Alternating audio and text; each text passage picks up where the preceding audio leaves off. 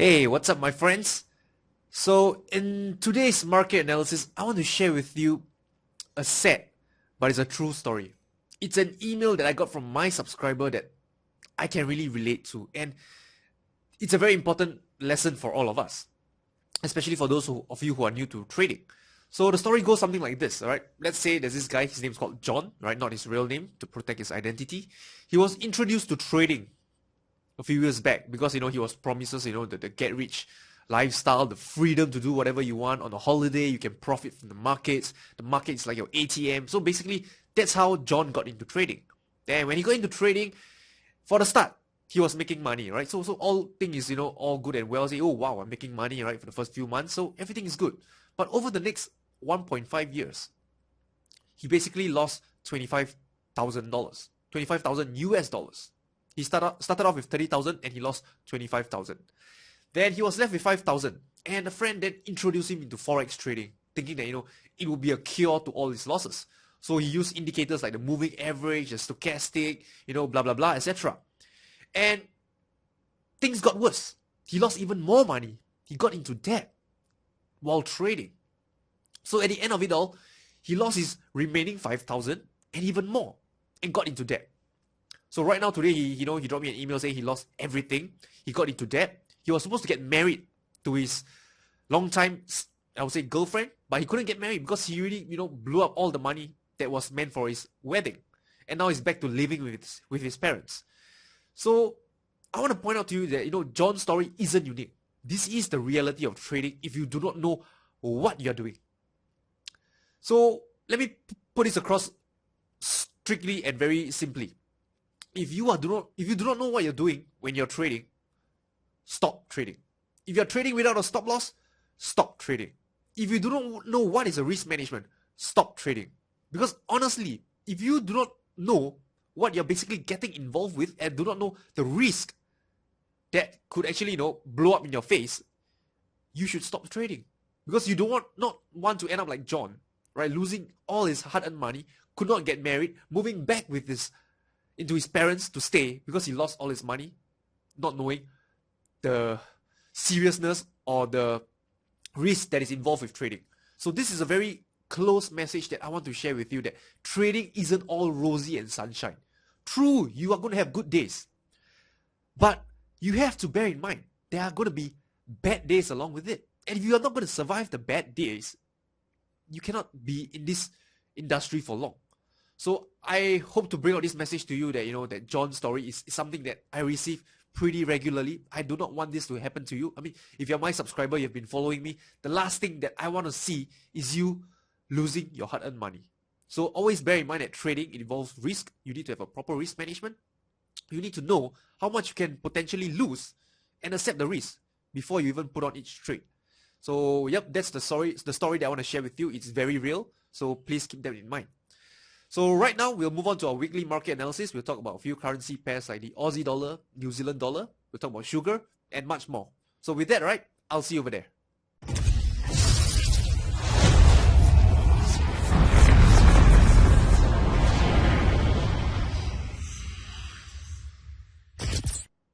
Okay, so first up, let's talk about Aussie dollar. You can see that the overall trend is still down. We had this significant head and shoulders pattern over here.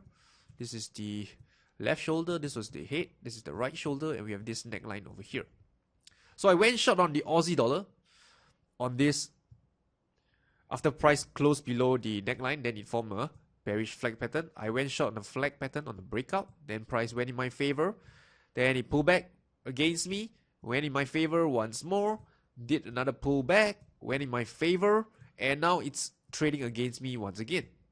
So from a trend follower perspective, this is definitely, I would say, not an easy trade to handle emotionally, because you are basically in the profits, then you're in the red, you're in the profits, you're in the red. So it's a lot of whipsaw back and forth. And what is possibly going to happen right now is I'll probably be stopped out for break-even trade over here, because I went short over here. My stop loss is at break-even over here. And if price, I would say, trade a little bit more higher, I'll get stopped out at break-even. So this is the reality of trend following. It's not always an easy trade whereby, price just, boom, just go straight in your favor. But rather, it just tends to, whipsaw higher, lower, higher, lower, higher, lower. So this is how a trend move, right? Lower lows and lower highs. And sometimes, unfortunately, if you enter too late into the trend like this, price tends to reverse, and this is where you get stopped out for a loss. So yep, this is basically the reality of trend following, and I just want to share it with you. So up next, let's look at New Zealand dollar. Again, the trend is still down, and right now price seems to be coming into a key resistance area. This is a key resistance area, and right now price is over the last, I'll say 1, 2, 3, 4, 5, 6, 7, 8, 9 days of bullish action, right? It's coming to a key area, and it's interesting to see whether this area will hold. This is where the bears will come in to defend their position, their last line of defense. If they want to go short, this is an area whereby the bears will establish their position. And for those traders who are bullish, who are long, this is an area whereby they look to take some profits off the table because they know that's a key resistance coming up. So this area is a key area to watch out for, to see, whether it can be broken or whether price will just trade into it and retrace down lower. So for traders, whether you're a trend follower, whether you're a swing trader, for a swing trader, you'll probably be looking to short at this area to see whether you have a price confirmation signaling weakness by the bulls before you establish a short position. So of course, for more aggressive traders, they'll just go short into this area over here. They don't wait for any confirmation. They just go short over here, get a stop loss above the resistance, and watch how the trade plays out. So there's no right or wrong. There are basically traders who like to wait for confirmation, some who doesn't want to wait for confirmation, and some traders who sometimes wait for confirmation, sometimes they don't wait for confirmation, depending on the characteristic of the markets. So this would actually depend on you yourself. You have a trading plan that dictates what you should do, so just go ahead and follow it. So up next, let's talk about, I think dollar Sing is another market that caught my attention. So basically the dollar Sing, you see, this was in an uptrend. You notice this resistance over here. Price broke out of the resistance, came back and retest previous resistance, turned support. Then it rallied higher. Then it came back once more, testing the previous resistance, now turned support. So what's nice about this setup is that, number one, you had this bullish pin bar showing you signs of rejection in the markets, right? It's rejecting lower prices. Then you had another similar looking pin bar rejecting once more. So this is telling you that the path of least resistance is probably towards the upside. So traders could actually get long, get their stop loss below this swing low, and look to take profits at this swing high if you're a swing trader. So right now, what you're seeing right now is that price is coming to this area once more. So again, you can wait for a confirmation, right? A candlestick confirmation, or basically waiting for price rejection before you establish a long position. So there are a few ways you can go about it. So depending on your mode of entry, just find an entry that you're comfortable with and stick with it. So let's talk about silver, shall we? Another market, silver. Over here. So this is the chart of silver. Notice that on the weekly chart, this is a weekly chart. This is the 20 and 50 period moving average. Is acting as dynamic resistance. Every time it comes into this zone, right? It traded lower, comes into this zone, it traded lower, comes into this zone, traded lower, into this zone, traded lower, into this zone, traded lower, and right now it's coming to this zone once again. So if you trade off the weekly charts, then I'll say this is an area that you could potentially look for shorting opportunities. And naturally, if you want to trade this pattern that you're seeing, your stop loss will go above the 50 period moving average.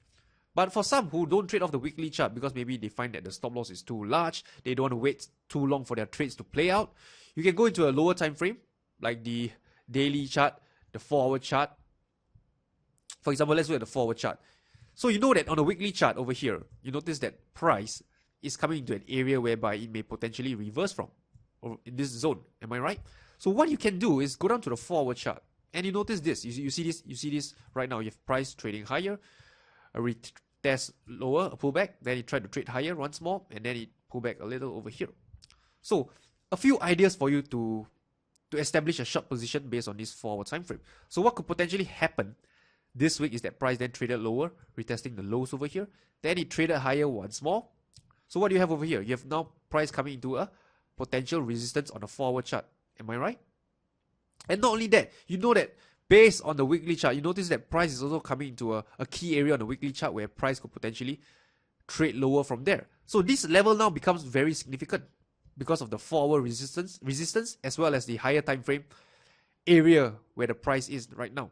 So what could happen if this pattern does occur, you can go short at this resistance immediately, or you can wait for a confirmation like a pin bar and engulfing pattern before going short.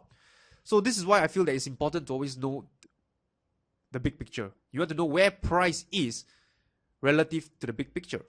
So only then can you make a more sound trading decision. You know which part of the trend you're currently in and how you can actually enter it and trade it. So this is the chart of silver, something for you to consider as well. Similarly, another alternative that could potentially happen is that price comes down lower over here. Then it starts to consolidate. Then you have some tight consolidation over here. You can look to trade the breakout of the consolidation, get your stops above the high of the consolidation in anticipation that the weekly trend would resume and trade lower from there. So there are a few ways you can go about it. And basically what you want to do is identify an entry and identify a stop loss where you'll get out when you're wrong and have proper risk management to go with it, because you don't want to blow up your trading account based on 1 or 2 trades. This is why I would say entry, stop loss, and the amount you're going to risk is very, very important. So what I'm sharing with you is just potential scenarios that could occur.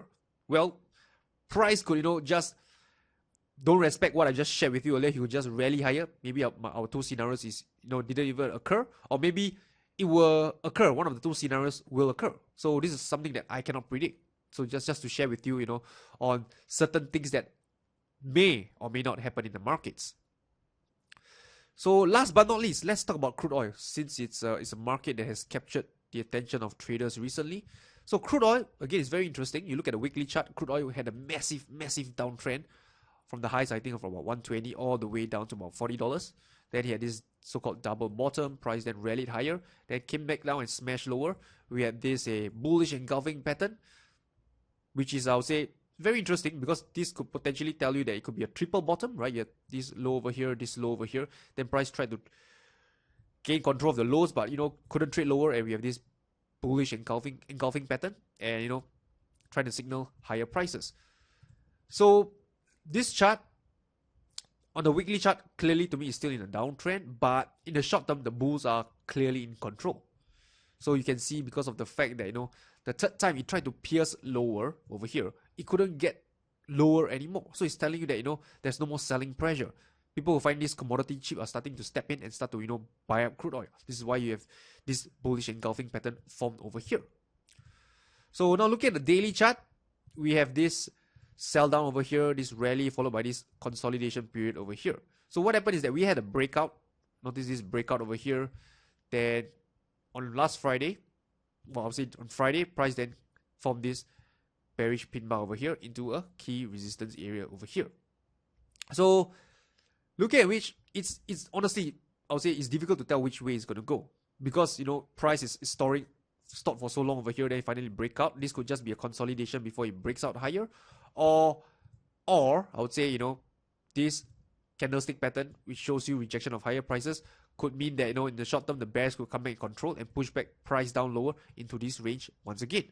So it depends on your take on the market, what you think about it, and how you interpret it. For me, honestly, I'll just stay out of this market altogether, and I'll say look for better trading setups in other markets. Because honestly, if you are trading, I'll say a variety of markets, there's no reason for you to force a trade.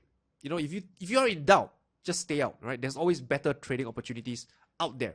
Maybe not today, not tomorrow, but maybe next week or next few weeks, right? So I would say stay on the sideline is a position itself. You don't always have to be in the markets every day, right? Trading is not about entering the markets on and off every day, but rather is to identify the best trading setups that meet your requirement, have a proper risk management, enter, exit accordingly.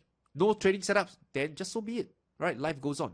So yeah, so that's all I have for you in this week's market analysis. I think it's a pretty, it's quite a content-packed full. I shared with you a very sad story initially. Then we talk about few trading setups across the different currency markets and commodities. So yeah, as usual, if you have anything, right, feel free to leave me a comment below, drop me an email, and because I reply to every comment and email I get. So with that, I wish you good luck and good trading. I'll talk to you soon.